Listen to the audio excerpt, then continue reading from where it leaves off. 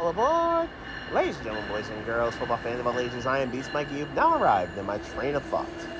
It's now time to get to the teams in the playoff and title tiers with my breakout stars and rookies that I'm most looking forward to seeing play and or show up and show out. Let's see what's cracking with the playoff tier first. Indianapolis, Anthony Richardson and Laiatu Latu. For Richardson, it's simple. Please stay healthy. Yes, you're dynamic. Yes, you've got a whole lot of physical skill. Yes, you've got a whole lot of talent. But your reckless play is the question. Can you tone it down a bit and in the name of your own health? Because I think if he does, he and the Colts can make a move and make a jump into the AFC playoff picture. Will they? We'll see. As for Laiatu Latu, the rap on him is that he basically is Jalen Phillips 2.0. What's Jalen Phillips? Phillips in Miami has turned into a pretty good edge rusher when he's healthy. And for a lot of his NFL career so far, Phillips has stayed healthy until the MetLife turf decided to be the MetLife turf. Fortunately for Latu, he doesn't have that issue most of the time because in 9 of his 17 games, he's guaranteed to be in domes, thanks to Indianapolis and Houston. Can Latu stay healthy? And can Latu be the edge rusher that the Colts desperately need to make a move? Atlanta, Casey Washington and Arnold Ebiketie. In the case of Washington, I think it's a matter of who's going to be the third or fourth main target after Drake London and Kyle Pitts. Yes, Darnell Mooney has proven himself to be a pretty efficient and solid receiver. But Washington was drafted fairly high, and Atlanta obviously seems to be heading towards a bit of a youth movement when it comes to their skill guys. Can Washington make a jump into the wide receiver 2 role, or is he going to be a potentially productive slot receiver? I think Mooney's best in the slot, so we'll see how this goes. As for Ebiketie, I have to think that he's going to get less attention because of Matt Judon. Judon has proven himself to be a very good edge rusher, and this is something that is much needed for the Falcons with a top-tier pass rush guy. I think Judon will prove to be that. I think this will also make things easier for Ebiketie, who has been okay, but I think there's a higher ceiling for him to reach. Judon should be able to help him reach it because of the attention that he will provide.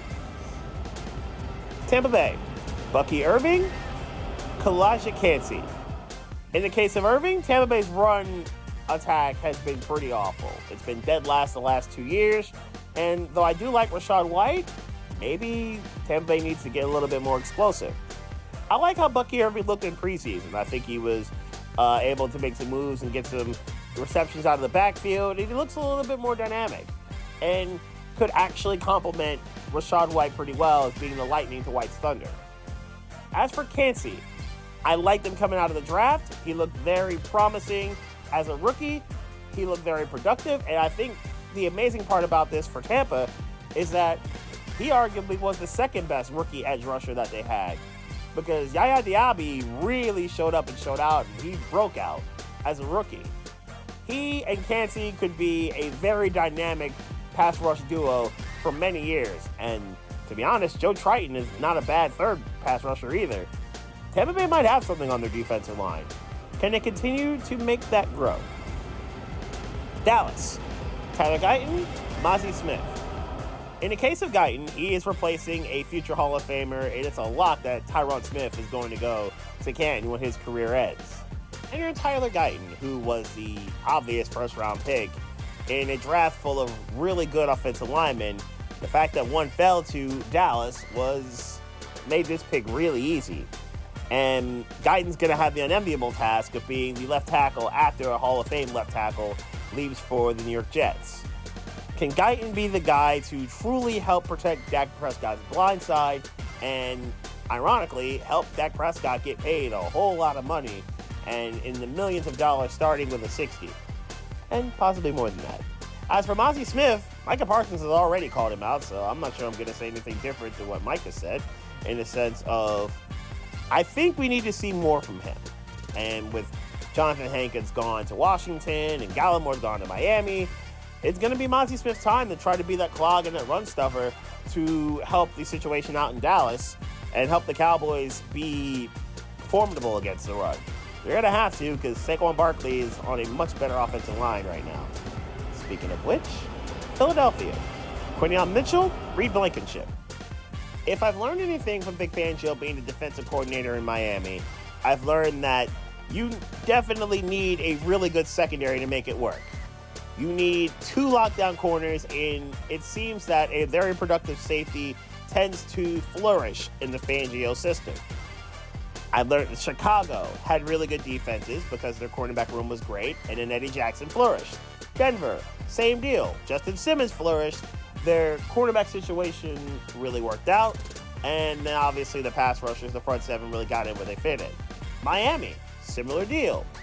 The cornerbacks, when Jalen Ramsey got healthy, tend to work out. And the pass defense looked far better with Ramsey in it, and Javon Holland continued to improve because Holland was already good. He became great last year. I'm expecting this out of Blankenship, and I'm expecting Quinyon Mitchell, if he's not in the doghouse, because I've seen that before too.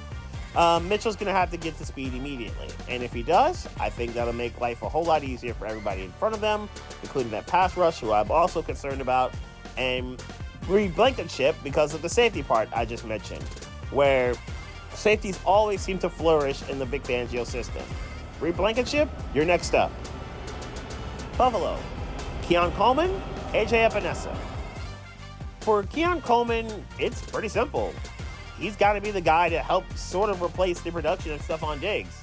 Yes, Stephon Diggs and Buffalo probably needed the divorce a year before they got it. But it's hard to replace the talent and ability and, let's face it, the production that Stephon Diggs had every year that he was in Buffalo. He proved himself to be a very good receiver in Orchard Park and really helped Josh Allen get to the next level.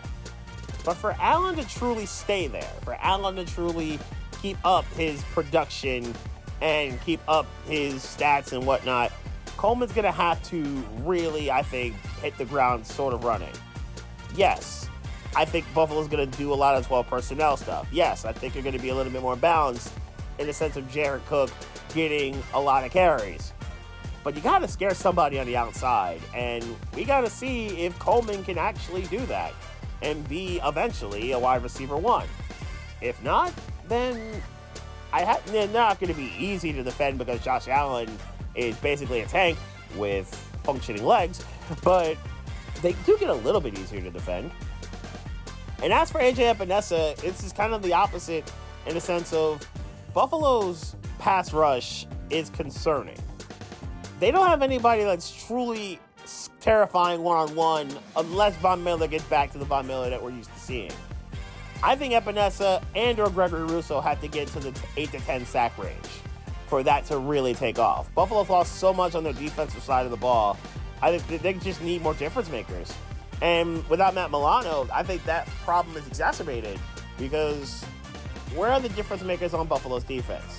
Terrell Bernard's good, so I don't think the Milano loss is going to hurt as badly as it would have. But aside from Bernard and probably Ed Oliver, who's efficient, and the interior of the defensive line is okay, it's fine. I just wonder about the difference makers on the defense and how quickly Buffalo can help make that up and supplement that. Cincinnati, Jermaine Burton, Chase Brown. Both guys that are going to be incredibly vital.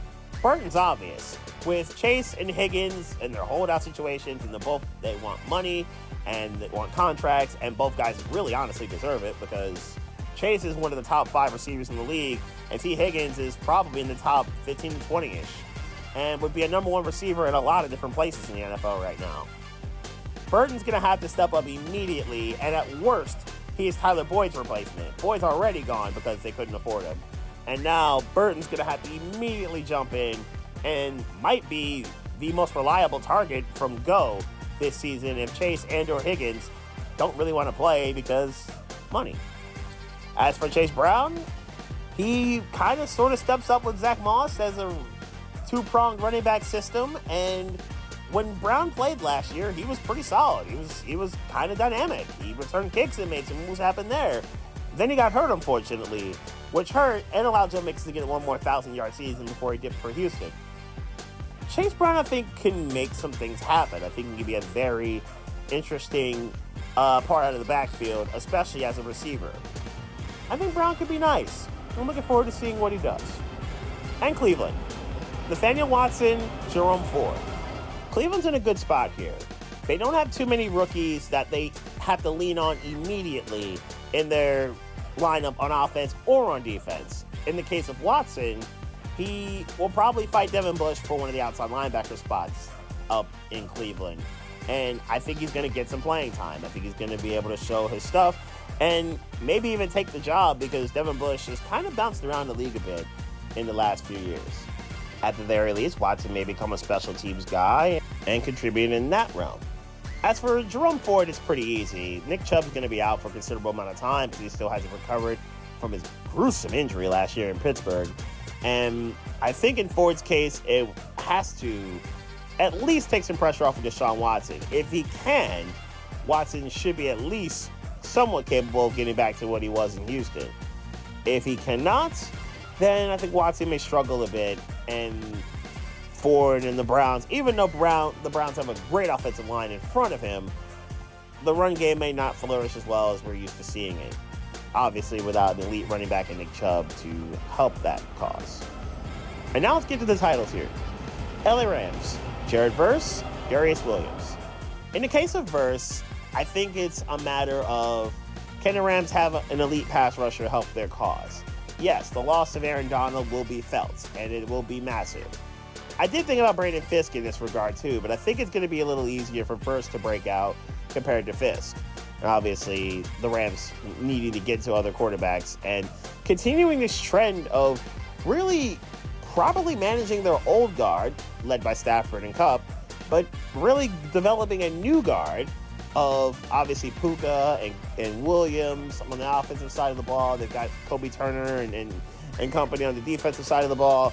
It's looking like the Rams have real promise, and in due time, the Rams could really be building a title contender in short order because of all their youth. They've hit home runs almost everywhere in the draft. Can they hit one in the first round? As for Darius Williams, I think the Rams, if they have a fly in the ointment right now, it's probably that their secondary isn't as opportunistic as it probably needs to be. I would like to see the Rams force more turnovers. I'd like to see the Rams be a little bit more aggressive, I would imagine, in the secondary. I'd feel better in their case if they were able to do that. I think that's really the next step they kind of have to take. It'd be a little harder without Raheem Morris. We'll see if they can pull it off. Miami. Malik Washington, Liam Eichenberg. Washington's importance to me is actually pretty easy. Odell Beckham being out for the first 4 games, and if I'm the Dolphins, I rest him and Bradley Chubb until after the bye, which means Week 7 is their first games as Dolphins in the 24 season. In the case of Beckham, his first game as the Dolphin at all. I think it would give an opportunity for Malik Washington to really become a pretty dynamic wide receiver 3 and a devastating slot guy because he's pretty fearless in going over the middle. I would at the very least love to see him as the kick returner because he is really dynamic and showed himself to be in preseason games. He looked like he could really be one crease or one hole away or one missed tackle away from taking one to the crib at any moment, whether he's a kick returner, punt returner, or a slot receiver, or end arounds, or however you want to use him, because he seems to be that versatile and that potent and dangerous. Eichenberg is also a very obvious choice for me because of the loss of Robert Hunt. Yeah, he got paid a whole lot of money, but Robert Hunt was still a very good right guard.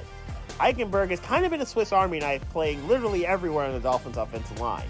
It's a contract year for him, and he's shown his versatility, but he's never been able to show himself to be great at any one spot. This would be a really good year if Eichenberg could show that he can be great at a particular spot. In this case, right guard. Maybe even center if Aaron Brewer doesn't stay healthy. Baltimore. Nate Wiggins, Odafe Oweh. Wiggins is pretty easy. It's kind of sort of a pass the torch type time for him and Marlon Humphrey. Can he be the one to take the torch away? Can he be the one to be the dynamic corner to kind of be the next great defensive player for the Ravens? Because they've had so many great wins over the years. Odafe Oweh, I would like to see him use that speed and get to the dominant kind of big-time sack production that I think he can truly have. He looks like he's not too far away from breaking out every now and again, but just hasn't reached that ceiling. Can he actually do it? I believe he can. Green Bay, Javon Bullard, Eric Stokes. Staying in the secondary, or at least getting back to it, I guess, with Bullard, and obviously he's replacing Darnell Savage, and in the case of the Packers, I think the secondary may be one of the last pieces left for Green Bay to be a real title contender and a real title threat. Bullard obviously being a rookie, and for the Packers passing on Brian Branch, that's turned out to look like a pretty bad decision on their end. Bullard's going to have to really jump and make things work, I think, right away to kind of alleviate that pain that they had, at least their fan base had, when the Lions sniped them for Branch. As for Stokes, he kind of missed last year pretty much entirely. He looked like he could have been decent with the 22 season, but unfortunately his health really prevented him from taking that next leap. How healthy will Stokes be? And if so, can he help take pressure away from Jair Alexander and company? I think Stokes can do that. I like his game. I think he's got some promise here. I want to see if he can get back to that. Houston, Gamari Lassiter, Derek Stingley Jr. In Lassiter's case, it's pretty simple. Can you take pressure off of Derek Stingley Jr.? I feel like Stingley is going to be, of all the guys who I'm considering as breakout guys who are veterans, Stingley's the one I like the most. Like, if I had to pick one guy in the NFL, I think it's Stingley Jr. becoming a top-flight cornerback. Making his life easier would be Lassiter becoming a pretty solid corner in his own right. Otherwise, I don't think people, and I think this would be a smart decision, would just not throw towards Stingley Jr. It just makes more sense, right? Stingley and Petrie, for that matter, in Houston, Jalen Petrie at safety are two guys I think are going to be nasty and really break out and become stars in the game if they already aren't. I think Stingley could be a league leader in NOs for this year. But if Lassiter is able to take some pressure off of him and become a pretty solid corner in his own right, it makes life so much easier for Will Anderson and company in the front seven. Detroit, Terrion Arnold, Marcus Davenport. I mentioned the Packers before and how they sniped them, Detroit did, for Brian Branch. Well, they also sniped them for Terrion Arnold because Arnold was a guy that apparently Packer fans wanted, and Detroit said, you will not have him. So they got him. The Lions secondary was their fly in their ointment. They were not good. And it's kind of wild because Aaron Glenn was a very good corner for years, and things just did not work out in that secondary. Terrion Arnold could be the guy to fix that and really be one of the final pieces that the Lions desperately need to make a Super Bowl run. As I look around so far, let's see, no thunder, no lightning. I think we're good. So yeah, I think it's very possible that maybe Terrion Arnold is one of the final pieces left. Speaking of which, final pieces, Marcus Davenport, who's never really hit the ground running in New Orleans. He never became that pass rusher that the Saints traded for, ironically, with the Packers, and it helped Green Bay get Jair Alexander, which that turned out to not work out for the Saints. But in Davenport's case, he's never really taken that jump, which is kind of surprising. I think he's going to have a whole lot less attention on his case with Aiden Hutchinson on the opposite side. I think Hutchinson's going to make another major jump this season. Could even be Defensive Player of the Year. We will see. I think Davenport's life will be far easier because of Hutchinson's production. San Francisco, Dominic Cooney, Demetrius Flanagan-Foles. I had this a little differently before Trent Williams signed, and obviously before the Ricky Pearsall situation. I would have probably suggested Pearsall if Brandon Ayuk weren't around. But Voltron is back together. Trent Williams is back on that offense. The Niners are whole for the most part. Obviously, Trey Greenlaw is going to be healthy. In the case of Pooney, he's a rookie right guard that's going to start on that offensive line, from what I can tell. The Niners' offensive line, other than Trent Williams, is not that great, to be honest. And Williams stabilizes it in a way that Miami needs it with Teron Armstead, so I can understand the vibe there. But Williams is obviously the superior tackle. He's first ballot Hall of Famer and is the best tackle in the game. In the case of Pooney, he is going to have to kind of sort of help keep things rolling on an offensive line, and I think if he can, the Niners will become that much harder to stop because of how dynamically talented this team is. For Flanagan-Foles, he steps in for Dre Greenlaw. Greenlaw tore his Achilles at the Super Bowl, obviously, and is still working his way back from that. I'd have to think that Flanagan Foles is going to get a lot of time as one of the outside linebackers on this team. Can he at least hold it down long enough so that Greenlaw could possibly be healthy enough to come back when the Niners need him for the stretch run? And Kansas City. Xavier Worthy, Mike Donna. Worthy's obvious, right? A team that needs home run hitting speed, and they found a way to finagle a trade with the Buffalo Bills to go get some home run hitting speed. Now that I think about it, Buffalo might have made their second really, really terrible trade with the Kansas City Chiefs. The first, though it did kind of work, allowed Kansas City to move up to number 10 in the 2017 NFL Draft. With that pick, the Bills ended up giving up the rights to Patrick Mahomes, who was then drafted by the Chiefs. Now, yes, the Bills got Tre'Davious White and then used some of that draft capital in the following year to get Josh Allen, so it worked fairly well. Unfortunately, Mahomes and company have beaten the Bills in 3 of the last 4 playoffs, and I think most devastatingly, the last one. Not a great trade for the Bills. And then this past April, as if they haven't learned anything, they promptly trade out of the first round to allow the Chiefs to get the fastest guy in NFL Combine history in Xavier Worthy. That could also be a very bad decision. Buffalo really did need an explosive receiver, and they let the fastest guy go to the best quarterback and the best true NFL player on the planet. That's not great. But Kansas City could cook with him, which would be very bad for everyone else. As for Mike Donna, George Karlaftis has really hit the ground running as a really good young edge rusher. I think Karlaftis could get to the 11-12 sack range and become one of the top 10 to 15-ish edge rushers in the game, especially one of the best younger ones. For Donna, it's just a matter of can he take advantage of the lack of double teams coming his way. Because obviously Karlaftis is a very good player, and Chris Jones is an elite one. And maybe the best defensive tackle in the game now that Aaron Donald's retired. Can Donna take advantage of the lack of double teams and lack of attention that he's going to get? I'd have to think he can because of Spagnuolo's defense. Kansas City has become the final stop of the Vince Lombardi Trophy the last 2 years and 3 of the last 5. But who's going to be that for the 2024-25 season? Super Bowl 59's quest begins tomorrow night in Kansas City. And with that comes predictions. Who wins the individual awards? Who gets to New Orleans? I'm going to predict that tomorrow. I will start with the Rookies of the Year. With that will come the first stops of my next train of thought.